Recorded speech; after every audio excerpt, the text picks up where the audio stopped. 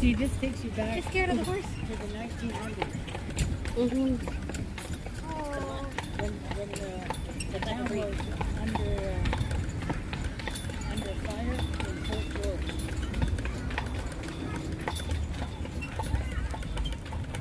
Here we're on our waterfront park area. This is the ending of the Niagara River, so all of the water from Niagara Falls leads out into Lake Ontario here.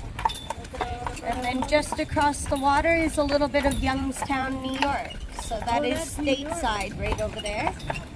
The big fort that you can see is Fort Niagara, and that was built back in the 1700s by the French, but it was overtaken and used by the Americans against the British in the War of 1812. And then the red and white buildings that are down closer to the water are the U.S. Coast Guard. So they're always watching the water, making sure everybody's safe and nobody's crossing back or forth illegally. The public access park on the right here is called Queen's Royal Park, and it's named after an old hotel that actually stood on this property. Wait, what? The Queen's Royal Hotel used to stand up on the hill there, and it was one of the first places that started bringing a lot of the tourism into town. Unfortunately, it didn't survive the Great Depression. Obviously, people weren't traveling as much and wasting their money on hotel stays, so they got behind on taxes and bills, and in the end tore down the hotel and donated the land back to Niagara on the lake in lieu of taxes that they owed. Oh.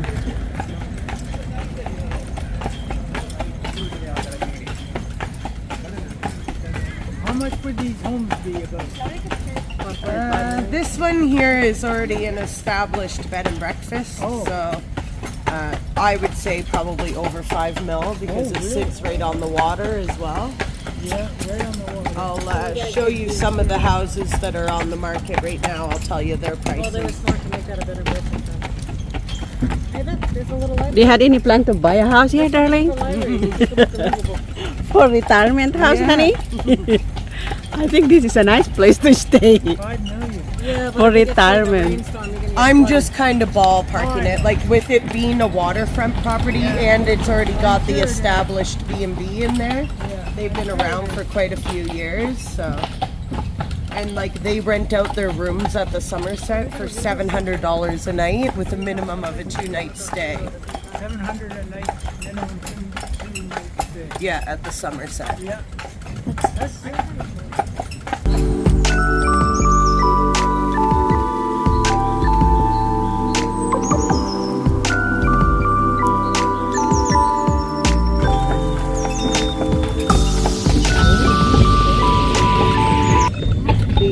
On the Lake Golf Club on the right there, it is open to the public as well, so you don't need a membership in order to play on their greens or to eat at the restaurant and the club itself, which is always really popular for the tourism with their outdoor patio restaurant.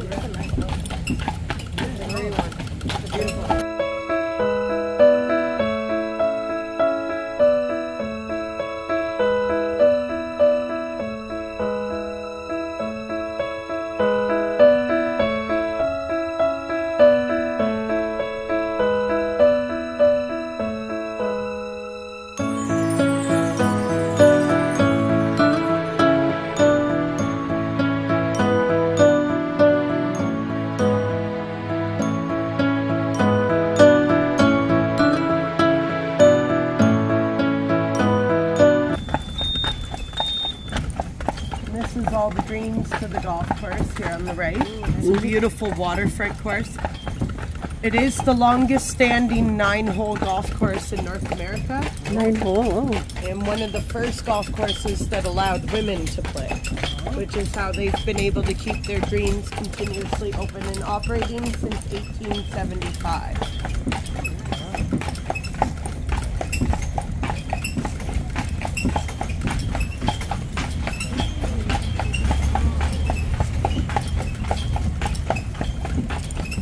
Do have it set up that you can double each hole if you want to play a longer game, but traditionally people just play the 9-hole on there. Usually if you will play 9 holes, how many hours is that? Or like I'm not sure how long it usually takes them. It's a fairly decent sized course, so like even though it's only 9 holes, they're spread out quite That a says bit. 2.5 hours. Oh, And I think it's under 100. Have you guys wandered the main strip a little bit today, or not yet? The main street? with no, all no, the- not yet, The not shops and stuff.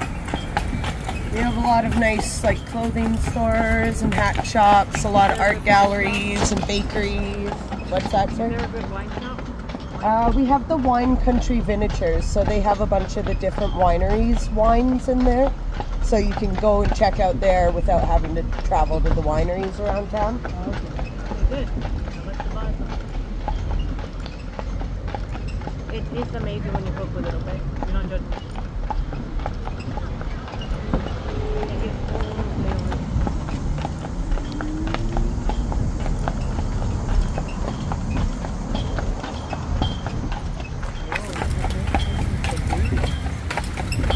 flavor.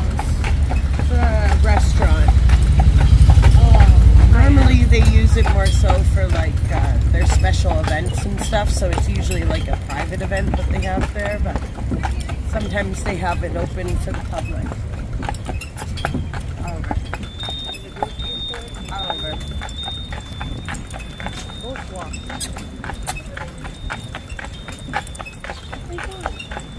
Oliver. Where? Right here. And then our Budapest Bake Shop, which is just next to it here with the olive tasting room, is a really good bakery. Oh, another bakery.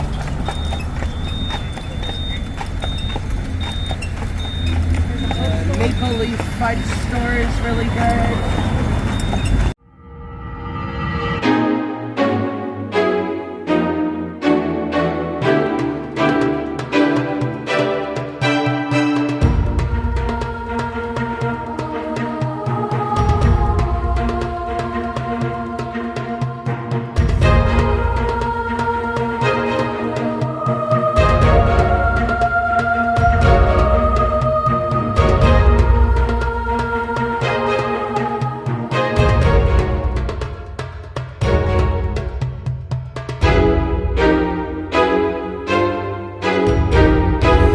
Is that a house? Yes, that's a house. Yeah. And their garage. That one wasn't on the market for long because I didn't even notice that it was for sale to check out the price. I doubt anything stays on the market very long. Yeah, it depends. Okay. We get a good place. Right now we have a lot of places on the market, so they are staying on a little longer than what they normally would. Well, This big gray colored building on the right hand side here, this is the second Masonic Lodge that was built in Ontario and one of the first buildings that they rebuilt after the war and the burning of the town. So that building was rebuilt right in 1816, and the stonemasons do still use the upper level for their meetings, but the main level is an all-Canadian art gallery now. This will also act as the hall if you want to get married and do everything on St. Mark's property. And then the next building is St. Mark's Anglican Church itself. This building is one of the oldest buildings we're going to see on our tour. It was built in 1805, and it's one of the very few buildings that actually survived the War of 1812 and the burning of the town that followed. So everything's original on that except for the stained glass windows and the roof. Those had to be redone just after years of wear and tear. And then in amongst their cemetery, which goes all the way along the back of the church and out behind the Sunday school, there are some headstones that predate the church into the late 1700s. Good girl. Good girl. The American fort must be doing some kind of reenactment today because they've got a lot of fake cannon fire going on.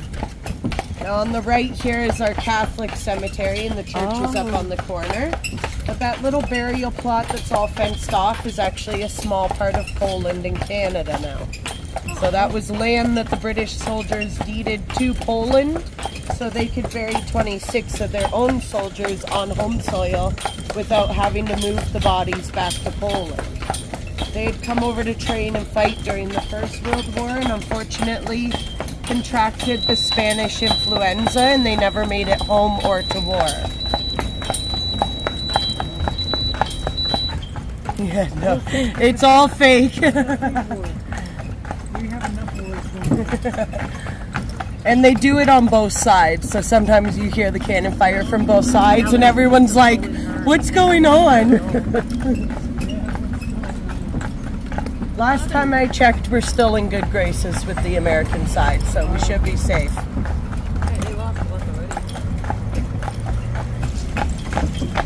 All of the churches take their turns on doing the different festivals that happen in town, so just a couple weeks ago at St. Mark's they had our Cherry Festival.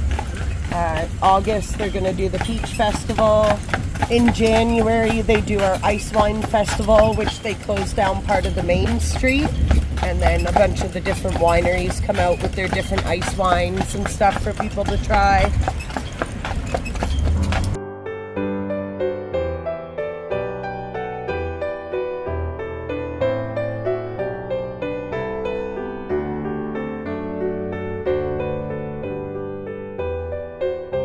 Owns pretty much this whole block here. They bought up all of these older homes and turned them into individual hotel rooms because they wanted to expand on the hotel, but with the history of town, you're only allowed certain floors high, so 3 I think is the max that you're allowed for a hotel. 2 floors are for homes. So this one we can rent it if you're. Yeah, this one's a rental home. I believe that one's a private residence, but the Prince of Wales has a couple of these little cottages. And then the actual houses still lead to the hotel. Oh. There we go, honey. It's for rent. It's for.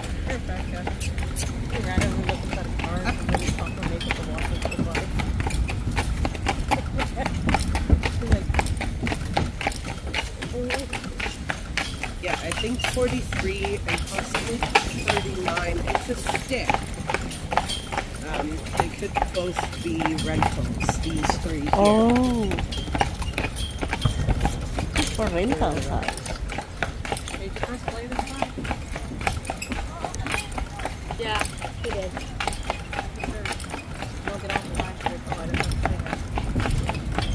The what? The house? Yeah. Oh, I had a thought afterwards. Oh.